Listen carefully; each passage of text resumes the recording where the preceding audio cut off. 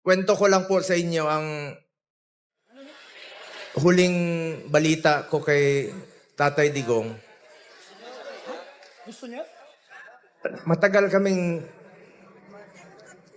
magkasama. Alam nyo, higit pa sa tatay ang turing ko sa kanya. 1998, una po akong nanilbihan sa kanya. Hanggang 2022, kahit senador na po ako, sinasamahan ko siya hanggang sa huling araw ng kanyang termino. Sumama po ako hanggang makauwi siya sa bahay niya nung June 30 of 2022. Alam ko yung hirap na niya. Halos hindi na nga makasuot ng medyas. Sinong magme-medyas sa kanya doon?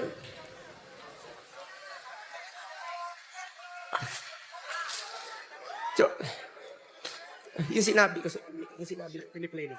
Mahinal. matagal mo pa konti. Alam nyo, nakausap ko kaninang madaling araw si Attorney Mijaldea pagkatapos ng hearing nila at saka si Ma'am Hanilet. Kaya siya ganon siya magsalita. Dalawa ang dahilan, maring nag-a-adjust sa oras, at ang pinakamasakit sa lahat, yung sinabi sa akin ni Attorney Mijaldea na hindi binibigay sa kanya yung gamot niya.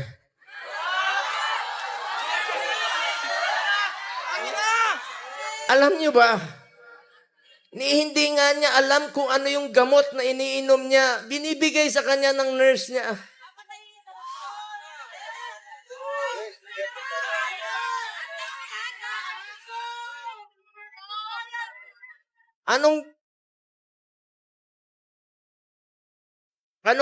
Anong gusto nilang gawin kay Tatay Digong?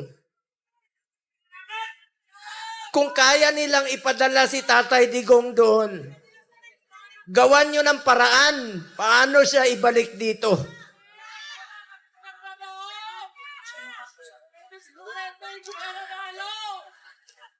Gusto nyo basahin ko yung mga medisina niya?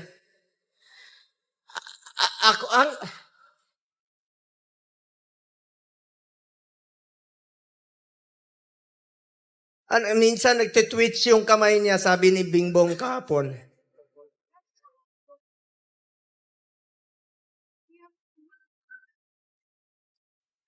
Kaya sa lahat ng mga politiko na nakinabang kayo sa panahon na pinansin kayo ni Tatay Digong.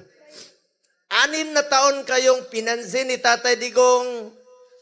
Yung iba dyan, pinupuntahan pa namin yung birthday. Makakatulog pa ba kayo? Tulungan nyo naman si Tatay Digong.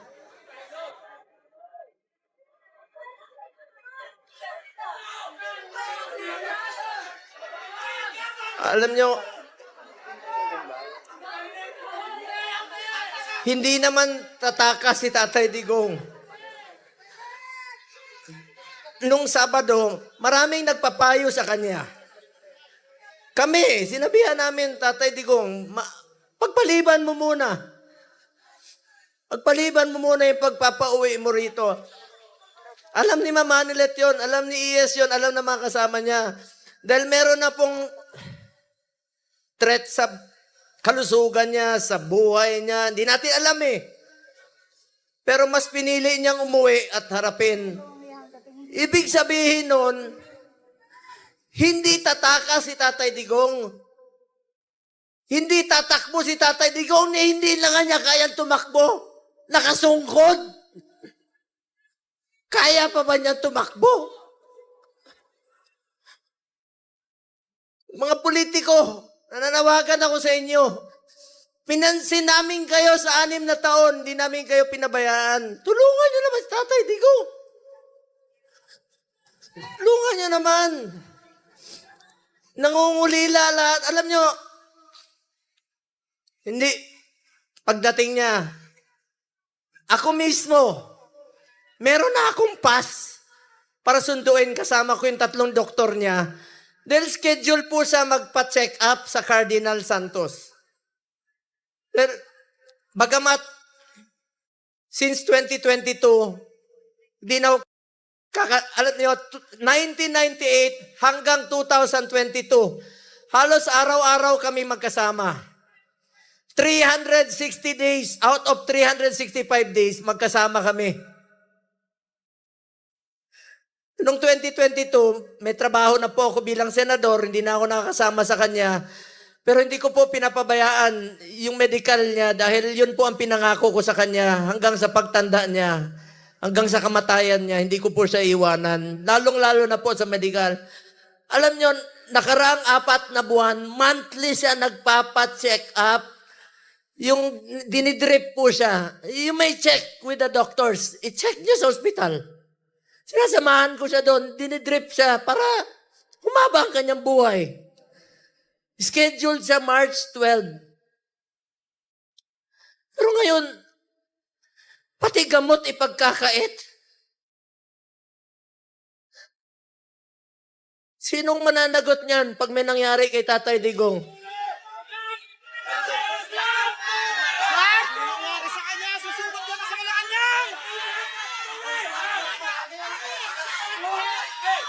February, umpisa nung December, diyan sa Cardinal, sinamahan ko siya. Kasama si Ma'am Hanelet. Enero, bumalik uli kami. Pebrero, bumalik uli kami. March 12 po siya schedule uli para sa pagpapagamot niya. Pero pinagkait nila. Pati gamot. Ayaw ibigay sa kanya. Alam niyo, wala siyang tsinelas. Pati tsinelas. Pati tsinelas niya, wala. Nakapaa. Huli namin pa.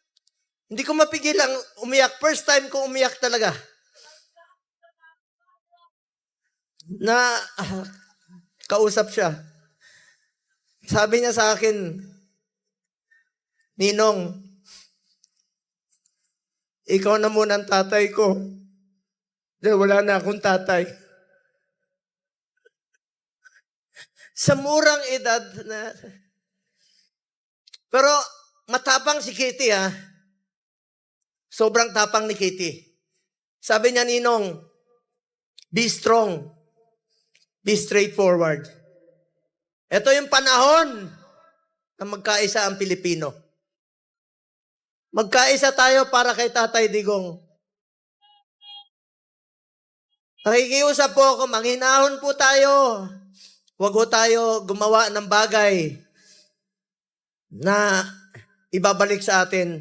Mga Pilipino, magkaisa po tayo para kay Tatay Digong. Importante muna ang kalusugan, kaligtasan, at kalayaan ni Tatay Digong. Alam ko mga politiko, nakikinig kayo. Konsensya naman kayo. 6 na taon kayong minahal ni Tatay Digong. Pinansin kayo, minahal kayo, pinaglingkuran kayo.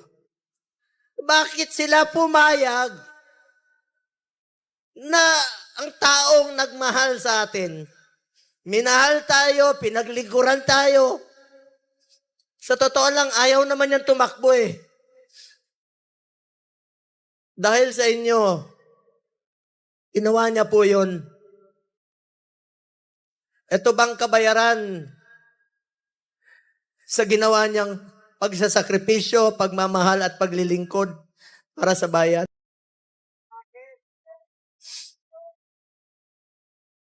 Alam niyo, mga kababayan ko, magtulungan tayo na maibalik si Tatay Digong dito. Alam ko nangungulila kayo. Alam ko maraming Pilipino halos hindi makatulog. Hindi tayo makatulog. Alam niyo, marami ako narinig.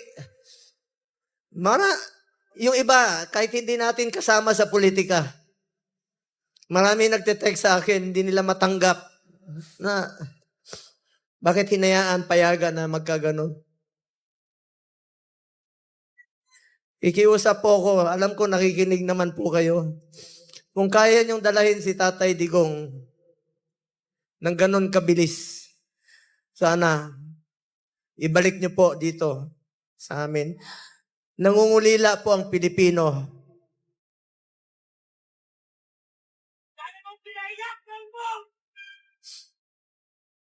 Sa mga kapatid kong Muslim, sa lahat, Basilan, Holo, Zamboanga, sa Mindanao, salamat sa inyong suporta.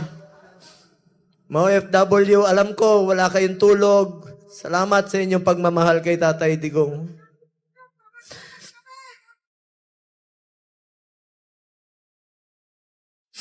Mga taga-Bisayas, alam ko mahal na mahal niyo mga Bisaya. Salamat. Kahit dito sa Luzon, alam ko nangungulila tayo. Dasal po tayo. Please lang, yan lang po ang pakiusap ko sa inyo. Pag sana huwag siya pabayaan ng Panginoon. Ako po ay natatakot. Natatakot sa kanyang kalagayan. Sanay po siya na inaabot sa kanya ang lahat. Damit, pagkain, itong medisina po.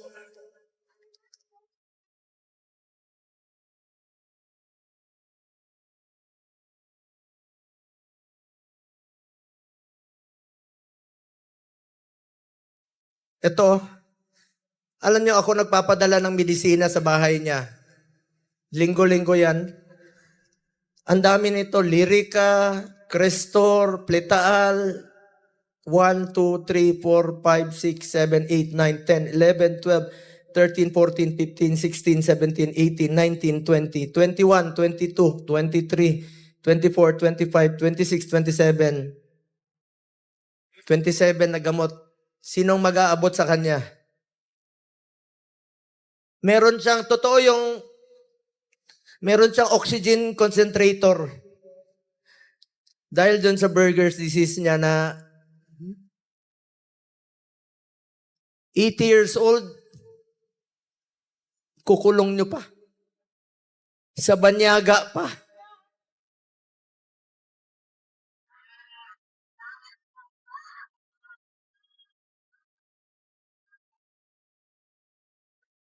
Alam nyo,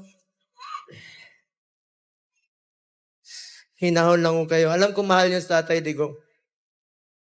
Mahal natin si Tatay Digong. Magkaisa tayong lahat, mga kababayan ko. Alam nyo ngayon, taming naninira sa amin ni Bato. Kanina, sinasabihan kami na naglaglagan, mga ganun. Alam nyo, huwag kayong maniwala sa mga yan. Yan ang tinatawag na gusto nila kaming hilain pababa. Gusto nila kaming sirain. Ako naman po, buklatin nyo man ang, pag namatay ako, buklatin nyo ang katawan ko. Duterte po. Wala po. Halos wala po akong panahon sa anak ko. Wala akong panahon sa tatay ko. Tatay Digong na po ang naging tatay ko. From 1998 hanggang 2022. 24 years yan. Araw-araw kami magkasama. At sinabi ko sa kanya, Tatay Digong, hanggang kamatayan mo, hindi kita pababayaan. Lalo na sa medical mo. Ngayon, sino na po mag-aabot ng medisina niya? Sa mga nagpakulong sa kanya, makonsensya kayo. Makakatulog pa ba kayo?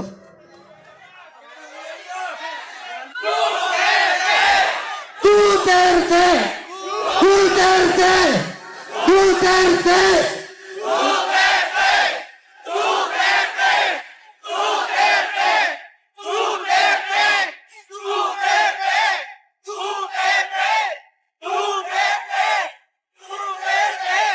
Sa mga kasamahan ko, sa mga kasamahan kong kandidato, magkaisa tayo, tulungan natin, Tatay Digong. Ang kapanalunan ninyo ay kapanalunan ng bawat Pilipino. At kapanalunan ng kalayaan ni Tatay Digong.